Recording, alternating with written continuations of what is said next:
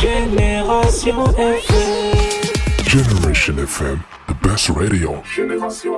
À Ziguinchor, le Conseil sénégalais des femmes a organisé une procession qui a pris départ du lycée Guignabo pour prendre fin à l'inspection d'académie. Ces femmes ont battu le macadam pour porter le plaidoyer et dire stop à la promotion du refus de paternité. Elles ont au cours de cette procession interpellé l'État à qui ces femmes exigent la modification de l'article portant sur la question ou d'abroger tout bonnement. Aïda Fall, présidente régionale du COSEF.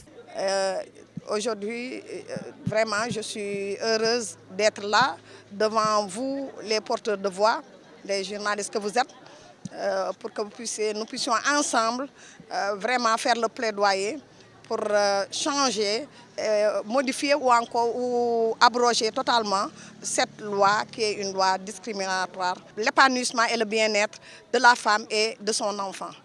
Donc, pour parler de données, alors, je crois que ça va incomber à Léa, elle est là à côté, donc avec SG qui est à mes côtés, de donner des chiffres. Nous, ce qu'on pourra dire, moi en tant qu'enseignante d'abord et en tant que maman, en tant que présidente d'organisation, nous savons que cela impacte beaucoup les enfants, qu'ils soient dans le système formel ou dans le système informel. Les élus du département sont invités à porter ce combat citoyen pour que cette loi discriminatoire aux conséquences néfastes pour l'épanouissement de la jeune fille puisse être modifiée. Nous sommes d'abord au niveau communautaire, parce que nous savons que le code de la famille, c'est un code qui intègre toutes les couches de la société. Et qui dit couche de la société dit religieux. Et nous savons que la religion condamne les actes hors mariage. Et cela, nous sommes d'accord avec ce que dit la religion. Parce que nous sommes pour une bonne société, une société de valeurs. Mais pendant que nous condamnons, la société condamne, ou bien la religion condamne la fille, le garçon tranquillement, par cette dénégation, peut être reconnu blanc comme neige. C'est comme si lui, il n'avait pas fauté. C'est ce qui n'est pas normal. Parlementaire, parce que nous sommes au niveau déjà communautaire et nous allons porter le plaidoyer ensemble à travers des synergies au niveau national.